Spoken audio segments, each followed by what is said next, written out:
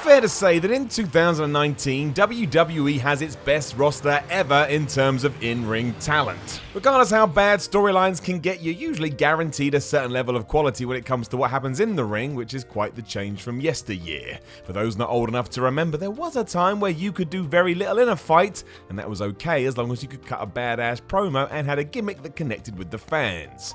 You still need that today, obviously, but there has been a shift. So to celebrate these nuggets of beauty we've been given so far, let's go through the last 6 months and see what has won over our hearts and made us feel spicy inside. A quick note that NXT matches are not included here as the main roster operates on different parameters, and that doesn't seem fair. Furthermore, remember, it's just an opinion. See you in the comments. I'm Simon from What Culture. Remember to subscribe, and this is the 10 best WWE matches of the year so far. Number 10, Daniel Bryan versus Ali versus Kevin Owens at FASTLANE. You know, this was good because a pissed off audience was won around despite what had happened earlier in the night. Vince McMahon had trolled us all by pretending Kofi Kingston was going to be in a WWE title match before actually throwing him to Sheamus and Cesaro instead. Ali took the surprise third man slot in what was now a triple threat, but given the caliber of talent involved, they absolutely smashed it. It was fast, action-packed, and all did their absolute best to negate the Kofi chant so the audience would buy into what was happening in front of their eyes. One of the highlights of Bryan's title run, it was a slight shame that all of this madness crushed Owens' babyface turn, but even so. This was great and allowed Daniel to be an even bigger bad guy after he won with a mid-air flying knee, which only meant Kingston slaying him a month later was all the more sweet. Number 9, Charlotte vs Asuka on SmackDown. The 26th of March to be precise. A lost art in the sense there's never really a reason to have a killer match on weekly TV. Seeing Charlotte and Asuka prove how good they were in the early part of the year was equal parts satisfying and awesome. It transcended the usual television formula and was in the same league as their classic at WrestleMania 34. If you ever want to see two wrestlers who just have a powerful chemistry with one another, they're right here. I could see these two fight for a long time. I refuse to say forever, because that's a lie. There was even the odd surprise as out of nowhere it was announced the Women's SmackDown title was on the line, and while Asuka would lose once more to the Queen after she tapped out to the figure 8, it's still a testament to how good both are. Go and watch it again now. You'll still be impressed, not a little annoyed, that Asuka has her championship taken away. Number 8, the men's Money in the Bank ladder match. Finn Balor should have died on this night. He took so much punishment, and if nothing else, he surely murdered his back for our entertainment. Seeing him slammed into a ladder and bounce so high in the air that he basically took a second bump was crazy. Maybe that's the reason he basically vanished from TV afterwards, despite being the Intercontinental Champ. Finn needed a rest. Within this though, guys like Ali, Andrade and Ricochet were able to show what they were capable of as they lit up the place. And while the surprise ending with Brock Lesnar winning was a controversial one, it did get the desired response and made the whole thing more memorable than it would have been otherwise. And the payoff was pretty good, at least for a couple of weeks, because we got Party Brock and his boom box. Even if you didn't see it that way, it was quite reflective of modern WWE. Sometimes you have to ignore the booking and remember the level of quality we just saw. This was not only fantastic, but it was a lot of fun. Number 7, Ronda Rousey versus Sasha Banks at the Royal Rumble. On paper, it seemed like Ronda Rousey's best match of the year would come at WrestleMania 35 when she took on Becky Lynch and Charlotte Flair. That wasn't bad, but it didn't really hit the heights we expected for a multitude of reasons. Mania itself being 67 hours 578 minutes long didn't help. That means there was a gap left open, and it was one that was filled at the very start of the year when the former UFC champ took on Sasha Banks. A gritty, rough, aggressive affair, this was a scrap that felt like it had actual danger. The recklessness of it made it seem like an actual fight, even if some people online just wanted to pick out what they considered to be sloppy. Get out of here! Sometimes WWE can be far too glossy for its own good, and this was anything but. That's why it worked. The boss segued from vicious stomps to limb locks as Ronda showed a level of selling far beyond her years. Rousey walked away with the victory, of course, but it did nothing but serve as a reminder that when she's on form, Sasha is right up there. Number 6, AJ Styles versus Seth Rollins at Money in the Bank. This should come as no surprise, because even a bad match between these two would have been good.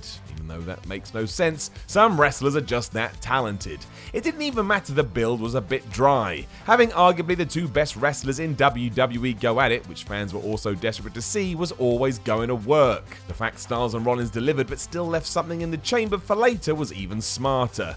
More a Seth encounter than an AJ one, which is not a criticism. The pair flew around the ring with ease, countering each other and transitioning out of moves like it was as easy as breathing. Throw in that Rollins looked more aggressive than he had done in ages, and this was a spectacular but very believable war, complete with the prerequisite near falls. It left most people wanting a round 2, and let's hope we do get that before the end of 2019. Especially because at the time of recording, AJ Styles has just gone heel and reformed the club. That's going to add so much more to the experience and therefore so much more to the story. Number 5, Andrade vs Rey Mysterio at SmackDown. This seems a bit like a cruel trick in hindsight. Coming soon after the McMahons had come to the ring and told us that WWE was about to change, this seemed true when Mysterio and Andrade were allowed to tear it up on SmackDown on January the 15th. The only shame was that after that, the crazy booking we got never allowed for a proper blow-off, but the individual matches themselves were amazing. Rey was able to stay one step ahead of his younger counterpart thanks to his experience, with Andrade still finding ways to make holes in his arsenal, including a powerbomb to the outside and a hurricane runner from the top rope to the floor. All of it was if it was happening in fast forward. It was so quick, and the impact of every move had the designated weight to make you ooh and ah throughout. That doubled when Andrade hit the hammerlock DDT to best the legend, and the only real upsetting point was that WWE never capitalized on it. Still though, go back to watch it, as it absolutely rocks. Number 4, The Shield vs Baron Corbin, Bobby Lashley and Drew McIntyre at FASTLANE. Well, who knew that this would ever get into a list? While Baron, Drew and Bobby outgrew their welcome pretty quickly, this was undoubtedly their highlight as a group. Really though, that was all because of Roman Reigns. Making his in-ring return after battling leukemia, which was all the emotion you needed to buy in, Roman showed that in the ring as well as bringing his A-game and even making Corbin look like a badass throughout. Whatever Reigns was asked to do on this evening, he did it with confidence and power.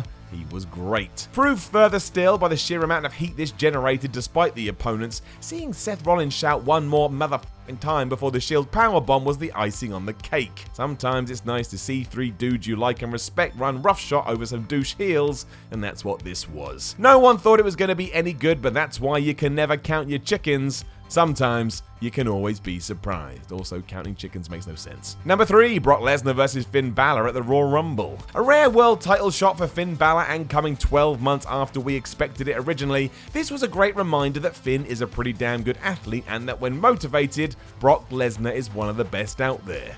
And yeah, you heard me. I mean it too. A big reason for this is that Lesnar still has that mystique about him that sadly a lot of the WWE roster doesn't have. Whether he's on offense or backing off, you're never quite sure what he's gonna do because every now and then he throws a curveball into the mix. Don't forget when in November 2016 he got beaten by Goldberg in less than 2 minutes, and that was an idea that came from Brock himself. The man gets it. This is why there was some of this surprise at the Rumble when for a long time Balor was whipping Lesnar's ass. The Beast still threw Finn around when he could, but as soon as the Demon had hurled Brock's stomach into the table's edge, he just pounded on him, including flying over the ropes and allowing his entire body to crash into the then Universal Champion. A classic example of allowing the underdog to walk away with some level of respect, even though he got a massive beating afterwards. The only real shame was we didn't get a round 2.